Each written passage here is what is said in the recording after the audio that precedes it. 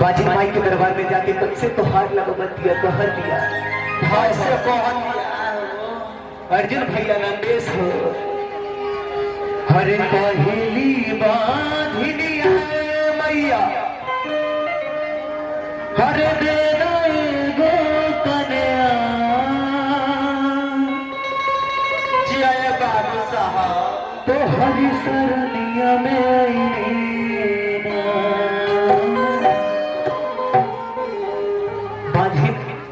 योग में तो सकिया खीर बात घर भला भी बड़ा परेशान करेगी जब घर के बाहर निकले तो लोग देख देख के बाझिन कह कर के ताना मारेंगे बिक्की बाबू अरे इधर आ जा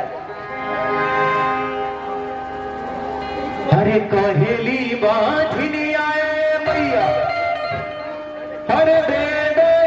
दो कन्या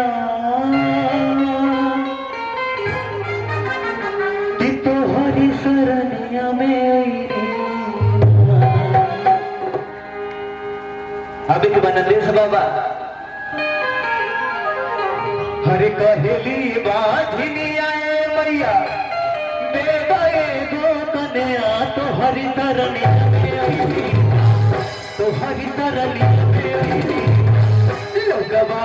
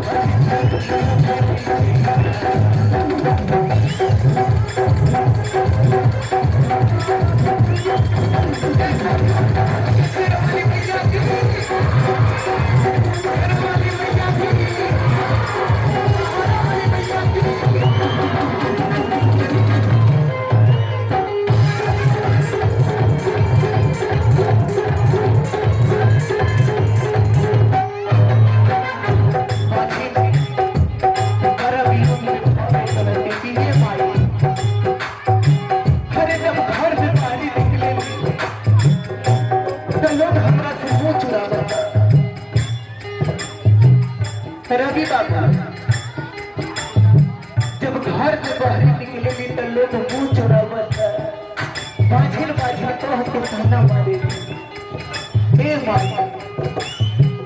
हई बाझिल के सोन घुटी में लाल देवी ताकि हमरा शरीर की बाझिल के खिलाफ खा गया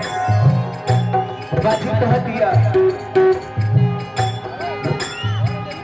रहिया चलो